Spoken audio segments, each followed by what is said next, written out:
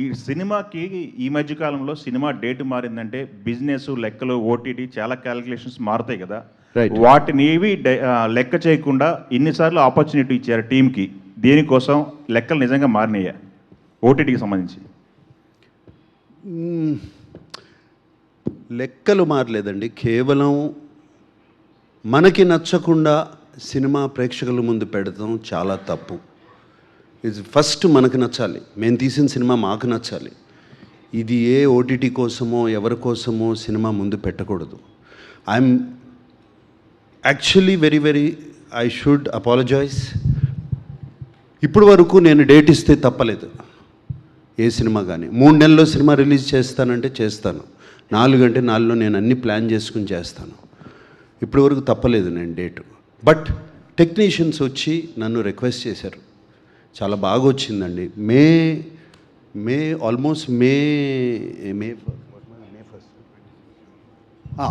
Almost 26 జూన్కి cinema ready అయిపోయింది.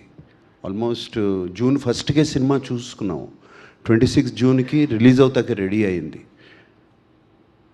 Around 15th జూన్కి Nagavamsi and Kishore and Annapurna post production, Naveen Nooli editor and వీళ్ళందరూ టెక్నీషియన్స్ అందరూ వచ్చి నా దగ్గర దీన్ని మాకు ఇంకొక 2 వీక్స్ టైం ఇస్తే దీన్ని ఇంకా బాగా we can make the product even better అని చెప్పినగానే నేను ఒప్పుకున్నాను నేను.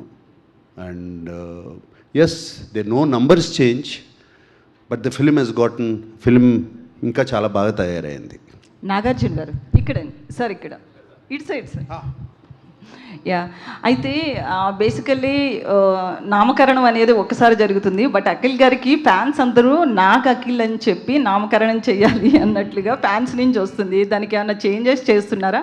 టైటిల్స్లో అఖిల్ గారిది ఏమన్నా పేరు మారుతుందా? అఖిలేని.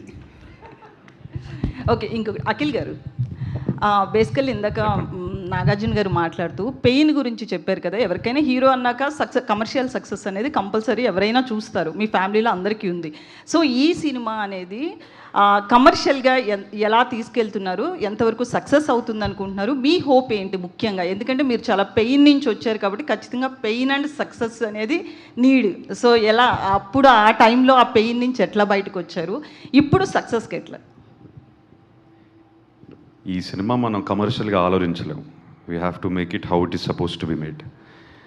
అందుకే ఆయన దాని వెనకాల పెద్ద జర్నీ ఉంది. మేము ఎక్స్పీరియన్స్ చాలా ఎంజాయ్ చేస్తూ పనిచేసాం, ప్రేమించి పనిచేసాం, చాలా రెస్పెక్ట్ ఇచ్చాం ఈ స్క్రిప్ట్కి. డిమాండ్ చేసిందా అలా రాసుకొని వచ్చారు ఆయన. సో మీరు రేపు సినిమా చూసినప్పుడు you will completely understand there is no commercial calculation with this film. It is purely our efforts are genuine efforts. నేను ఇది చాలా జెన్యూన్గా చెప్తున్నాను. Genuine effort to put a very special film. కథ విన్న వెంటనే ఈ కథ జరగాలి, ఈ కథ తీయాలి మనం. We have to create it in to a cinematic experience because when we're hearing itself it is so special. That is the only thing I have to say about this. What it will bring me to 10th July మనం చూద్దాం. It is a genuine attempt from all of us, not just me. That is why I'm not speaking only on my behalf. I know from this seat here, from Taman to that side, and all the people behind, నాకు తెలుసు ఎంతమంది కష్టపడ్డారు దీనికి. ఈయన Akhil soil పట్టేసుకున్నాడు, నా వెనకాల ట్రక్కులు లారీలు సాయిల్ పట్టేసుకున్నారు అందరూ. సో నాతో చాలామంది పనిచేశారు.